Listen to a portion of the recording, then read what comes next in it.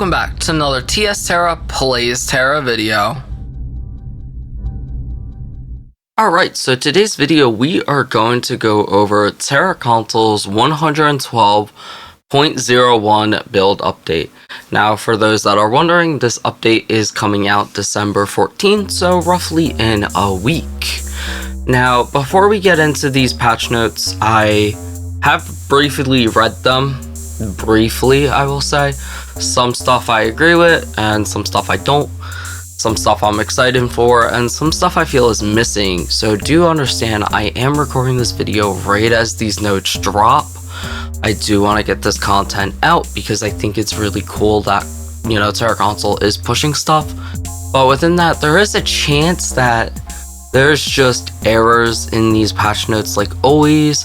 And there's a chance that my reactions isn't going to be what I'm really wanting it to be. I know a friend really wanted me to try and do a full reaction video and read it the first time, and I wanted to do that and I completely forgot as I got super excited to look at stuff. I was like, oh yeah. But so yeah, let's get into the patch notes. As always, I'll go over stuff kind of in-game as well the day or two after the update actually happens, because some stuff just isn't clear, honestly. So to start off with, we do have a slight change in dungeons. The first thing is Rampaging RK9 is coming back. This has been gone for a while, so it's kind of cool to see it come back. Now it is going to be 475 item level, and that's really it that I have for this. It is replacing Cursed AA on the leaderboard list, but it's not saying that it's replacing anything. So that's kind of cool that this might be the first time that we have two top tier dungeons. And honestly, I think even Dreadspire 9th floor is considered a 475 in a way too. So this is the first time that I'm seeing a lot of high tier content added, which is kind of nice. But this also makes me wonder if they just forgot to say that they're removing Catahard. I don't want Catahard to go. I think Catahard should definitely stay because it's a great dungeon. It's fun, it's something really new, and it hasn't been here for a very long time. But that's really all I have for what's going on. They just said that they're adding it. We understand it's gonna be a leaderboard, and that's about it. Also, do understand the basic entry limit one time doesn't count for people with elite. That is that without elite you get to enter it once. With elite you still get your 3 entrances. I know that throws people sometimes, so do know that it's still going to be 3 times per character, yada yada yada. They are making a change to Ravenous Gorge. Instead of it being a 448, they are lowering it to 444, and they're also going to make it generally easier to complete this dungeon. The whole concept of doing that is so that 2 healers can be in the same group, or be matchmade together. This is to resolve the fact that healers are having a hard time clearing it, and that maybe 2 healers are in queue and only one of them is getting it. Now the idea is that both healers can go in, and it's just going to be easier, so it should be easier for everyone to clear. That's the dungeon stuff. That's all we have. Do know there is meant to be that world leaderboard, so I don't know if they just forgot it. I know it's not at the bottom of this list. They have not announced what the world leaderboard dungeon is, but it's meant to come out the same day. So it might be RK9, it might be Dreadspire, it might be Catahard, it might be something we don't even know. Again, if that gets updated by the time this video is out, or I'll try to message them and be like, hey, did you guys just forget it? They're still not really answering, but who knows, maybe they're holding that for a final surprise on the actual patch update. And again, that's why I want to do an in-game update video as I usually do. So, but do know that that's just not here and the information doesn't exist. Again, these will be linked, and if it updates, then you could click the link if it updates a week after this video comes out, and it's there. But all that behind, let's continue on with the patch.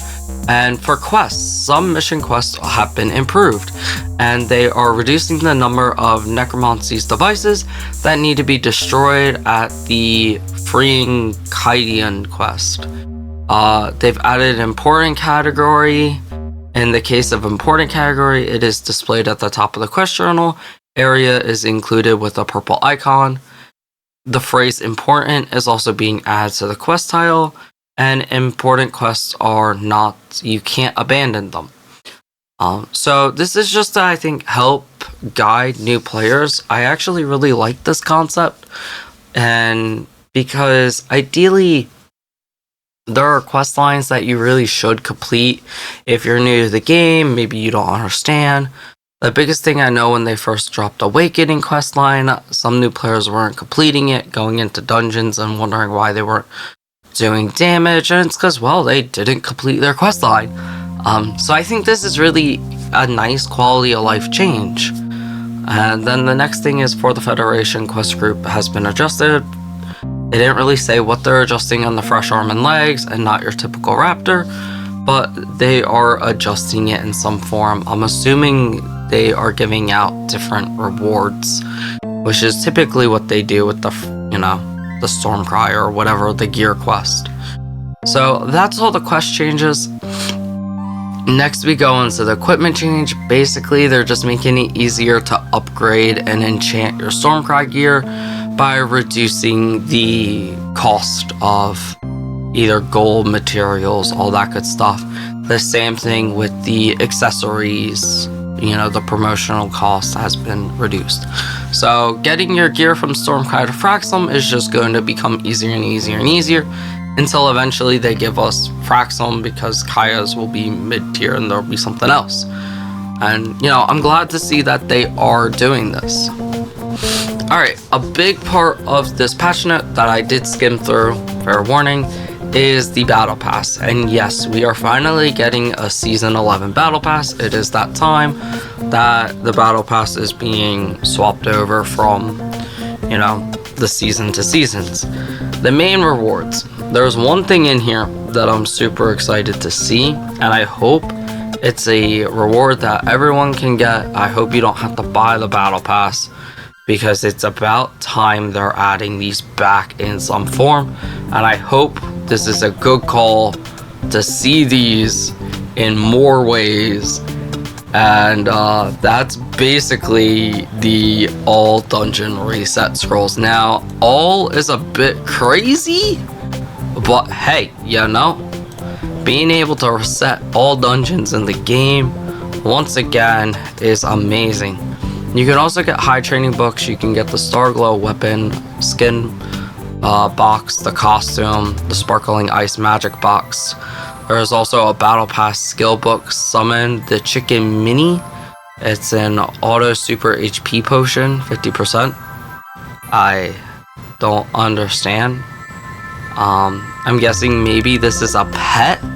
That would sound about right. It's gonna be, it's a pet. It's gonna be a pet that gives you HP potions, so kind of nice to see that Battle Pass is giving pets, the new item in the game. The Icicle Footsteps are back from, I want to say, the first season.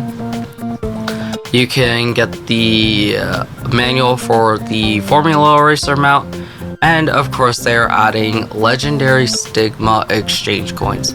So all that stuff is inside the Battle Pass. That is the main rewards. I'm assuming that will be like our every so often 5, 15, 20, probably not our free rewards, which does make me a bit sad that the all dungeon reset scroll is going to be paid for, but I mean, hey, I'll take it. I've been dying for them to put more reset scrolls in. I think they need it. I hope this is something to come where we get resets, whether if it's Elite gives us resets, whether if it's dungeons have a chance to drop their own resets, or they just put them in the Tera store, for Christ's sakes. I think the community would all agree that being able to reset all content just betters everyone, even if it's your own same group of friends, running an extra dungeon. All of that stuff I think is great because the game needs more content, and that's a simple way for the developers to give us more content. So it's kind of cool to see that they're letting us reset all the dungeons too. Maybe they'll also increase Vanguard limitations in the future, because that would just be amazing. But I digress. Of course, the Battle Pass Plus gives a bunch of rewards as well. There is a Season 11 effect. From Battle Pass 10, they're giving the plus 50, which is kind of like what they always do. I think usually it's a plus 30, but it's an immediate bonus reward, so I'm guessing you can't transfer it from character to character. Once you use the Battle Pass Plus, you're immediately level 50, but maybe you can transfer it. And then you get the bonus rewards below, which is the Season 11 Battle Pass, the plus 50. That's so weird. I'm assuming you can put it in the thing. Battle Pass bonus box, you get 10 of them. You get 7 days of Elite Gold. You get both forms of the bracelet, a normal bracelet and a power source to upgrade. You get 3 Style Face Aurora Wings 5, which is... Oh, no. Aurora Wings 6. I'm gonna assume that's not the permanent ones. Yeah, that's brilliant. We go over this every time. I apologize. Brain rot, whatever. But you do get the Aurora Wings 6 if you're running low. Great time to restock pretty quickly. They give you 3 dismantleable superior stat change stones. They give you 50 Valkyrian Federation coins. And this time they are giving 10 ultimate training books. That's actually a pretty nice deal for anyone that's still trying to get their superior pets, or just get pets upgraded, or re-roll your pets. I'm glad to see that they are adding, you know, something that was just added. Unlike Stigmas, it took us what felt like 6 months to a year for them to finally add good items into Battle Pass or whatever. It's nice to see that they're learning their lessons. So that's the Battle Pass stuff. A lot of cool stuff, a lot of fun stuff. We have some class balancing this time. Warriors. I'm gonna be honest, this is awkward for me. Poison Blade has a new passive. Basically, in D stance for 15 seconds, you and your whole team get an extra 12% of attack speed. So my friend did the math, roughly Traverse Cuts and Poison Blade, assuming that they stack properly, and assuming that this isn't just replacing Traverse Cuts. It doesn't say it is, so I don't think it is. You're gonna give like 23 or 23 to 25 or something extra attack speed. So it's about 7% less than what A-Rush is, and it's permanent. So it's kind of a nice thing. I'm 50-50 with this. I'm gonna be real. This is something I've been wanting, but I wanted it to be power or damage. I didn't want more attack speed, because there are classes that are starting to get attack speed lock. I know ninjas are definitely attack speed lock, and it just doesn't help them. But overall, War Tank has needed some love, and I'm glad they are considering doing something. Maybe they'll change it to damage if that makes the class more balanced. Maybe this is all we need as a War Tank.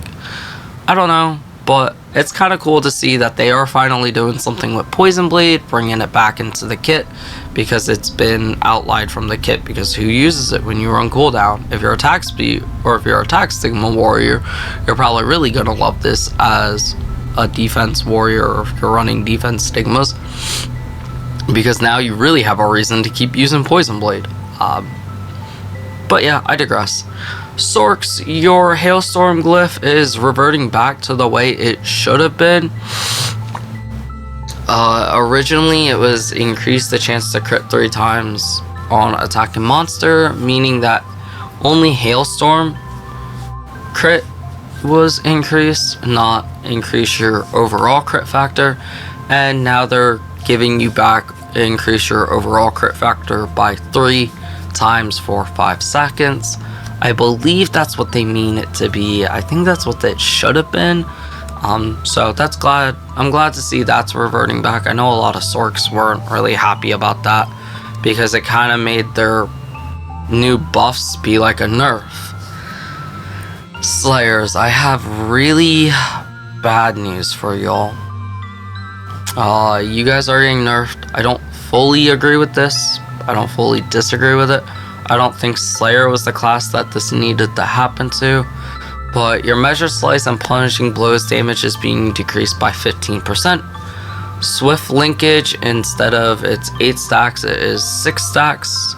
Now, I think that is kind of a buff, maybe. I'm not too sure. But they're also decreasing the skill damage from 30% to 20%. So overall, you are losing a bit of damage. Slayer was in a really good spot. I think they are still going to be in a pretty good spot. I don't think they'll be top 3 like they were. I think they're going to be basically balanced with just about every other DPS in the pack. Besides, Valk and Ninja are just crazy right now. Valk's damage is just stupid high. I think this needed to happen more to Valk in my opinion, but sorry Valk players, don't shoot me. I've loved playing my Valk, trust me, I really have. But they're definitely the outlier of these seasons, and I think they need to be nerfed way more than Slayer.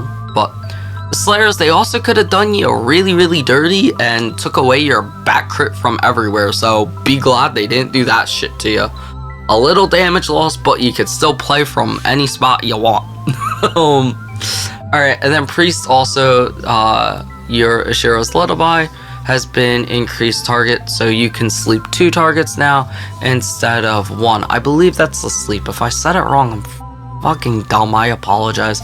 I'm like 90% positive that's sleep, but which is good. This puts them on par with Mystics. That's all the class balances. We're gonna get into the pet stuff. Now, I have some confusion on what's going on here, so bear with me. Pets needed to be changed a little, and it's kind of interesting what they are doing. So the first thing is they are adding the adventure feature, and this is something PC had, and I had very little experience of it. I did some of it on one of the fan servers where you could send your pets out to a quest, and they come back and bring you goodies. So we'll see. We'll just go over it, because I think that's kind of what we're getting for them, which is kind of cool. So, a greater or equal to uncommon grade pet can go on an adventure. This means you have to at least have a green name pet. Green, blue, or yellow, and they could go on adventure. Pet registered at adventure site will return with a reward after a certain period of time. What this means is the adventure might take, anywhere from 1 hour to like 24 hours, I think was the highest ones I saw on PC.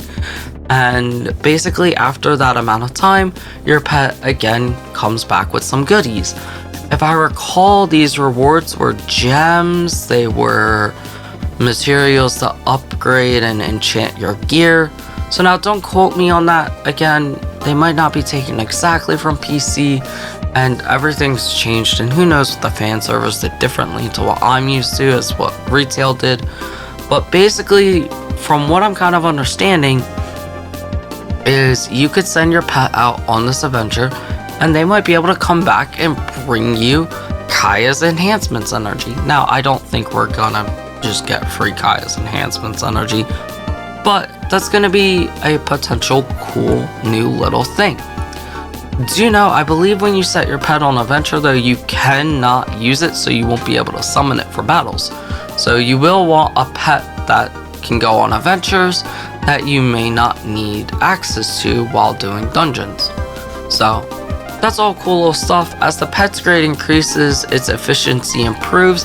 I believe what this means is that, let's say a green pet going on the same quest as a yellow pet will take longer than the yellow pet. And then with the addition of the pet adventure feature, a phrase informing of the pet's status will be added to the pet list. This means your pet's completion, how far, what's left for it to do, kind of. I think it's just a timer, if I'm going to be honest. It'll tell you that pet still has like 3 hours left of its quest line before it comes back, blah blah blah. The next thing about pets is they are changing a pet's appearance function, which is really cool that they're adding this. Basically, you can use an item where it's in a pet appearance change voucher. It replaces the appearance of one of your pets with another pet you own. When you change your appearance, the passive and names will be remained. So I'm hoping this leads into boss pets in the future, and I'm hoping this leads into us being able to name our pets. This was all stuff that PC had and the fan servers had. Boss pets is a fan server thing, naming your pet is a PC thing. And what it means is that in the future, hopefully we can, let's say, get an Arcanine pet from completing Rampaging Arcanine, and instead of going through the process and hassle of getting that Arcanine pet to superior, if you have a silly bonsai that you don't want, you can technically take this Arcanine pet and merge it with the bonsai so that the Arcanine has all the bonsai stats. And obviously the name thing is hopefully we could just name our pets, and then, you know, instead of the Arcanine pet, you know, writing over the bonsai's name, they just share the same name. So I hope that's where this is leading to in the future. But basically it's just for those players. Let's say, like, I have a Dragonette and I really love my little Dragonette, but right now it's a blue pet. And let's say I wanted my Dragonette to be a superior pet. I can merge my Dragonette with the superior pet, thus for giving me a cool looking pet I may want with a cool, you know, with good stats. So instead of like stressing out about getting both pets to superior, you don't have to worry about that. The other thing is some other pet related issues are being improved. There will be a phrase informing you when you are summoning a pet, which I think is really nice because sometimes you think you summon a pet and it just says no. The game does that. And then another thing is the pets that are being summoned, a toggle active animation is displayed in their pet list. Now, we'll get into another pet change that is with the etc. improvements and that they discussed on a previous page. I can even pull it up in a few seconds.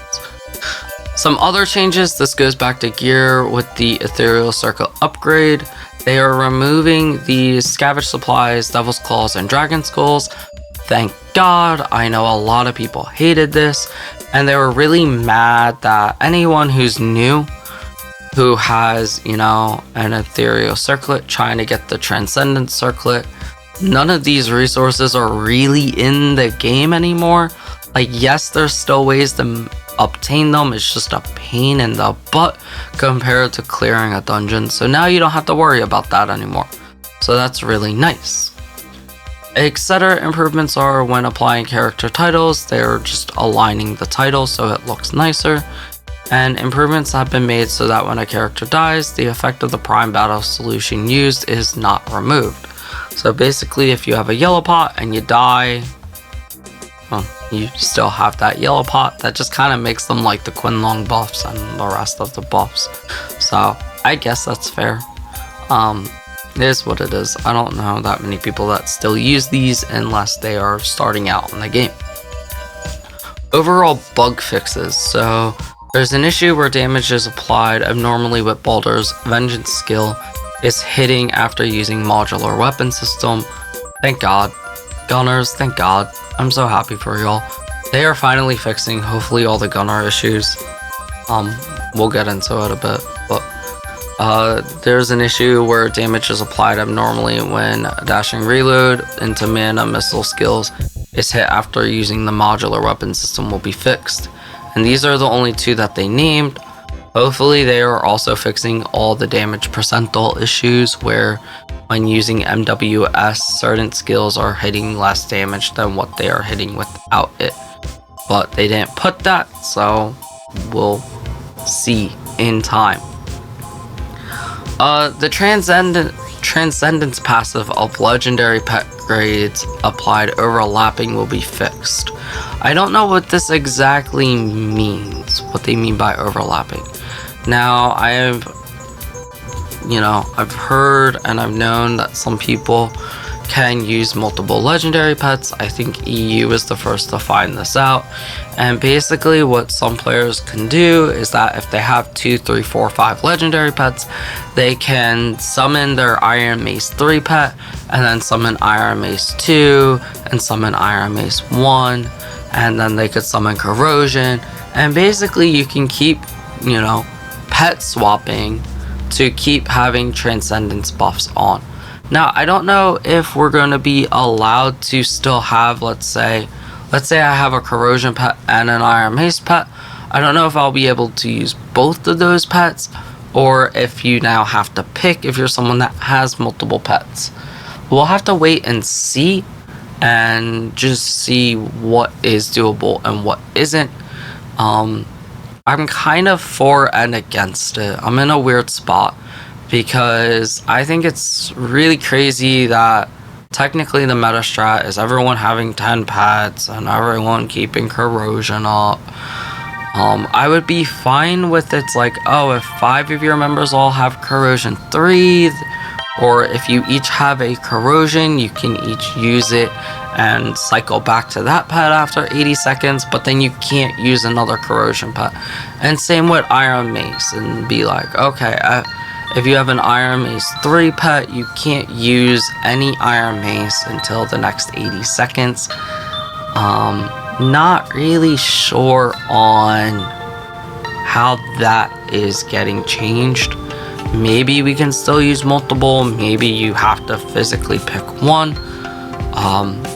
Again, when the patch actually happens, I'll do some testing and we can figure it out, because I can do slight testing on some of this. There's an issue where the names of some pets were not displayed will be fixed. I'm guessing that some pets just their names weren't displayed properly, or that some people I know contacted support, lost a pet, support gave them a pet, but they gave them a pet that looks different than what its name should be. I think my friend Puffy actually has the big bonsai tree, but it's named after one of the dragons, which is like, what? So I don't know if they're fixing that, or if it's just a physical display of all pet names is messed up. And then the issue of names of some pets were too long and cut off will be fixed so you can see the full name. There was an issue with 3 abyssals not applied will be fixed. I apologize. He is letting all the Slayers know. R.I.P. Which I don't disagree with, but I digress. Back to this. Thank you for the shout out, Yeet. The issue with Bad Dragon Bad not being unlocked is being fixed. So anyone who unlocked Bad Dragon Bad, the title was broken. They said they fixed it a while back. And yeah, it's now hopefully being fixed properly. And like I said, the Abyssal 3 wasn't applied, and that also will hopefully be fixed. So that is all the bug fixes. I apologize about that. It is what it is. That's about it. I hope you all have enjoyed. If you got any questions, feel free to ask. I'll do my best to keep you guys updated. I know this past few weeks I have not been feeling well. Hopefully, that is getting resolved. I've been getting better medication, and we should be better very soon. And yeah, so stay tuned. Like I said, I'll do an in-game update and cover all the stuff later that I can, and we'll just see. But I am excited, and I am curious to see what that 2024 leaderboard dungeon or the world dungeon will be, because these notes don't clearly say it. And yeah, it's either going to be Arcanine, I guess. It might be Catahard, which is kind of cool, or it might be Dreadspire, which I don't hate, but interesting selection. So that's about it.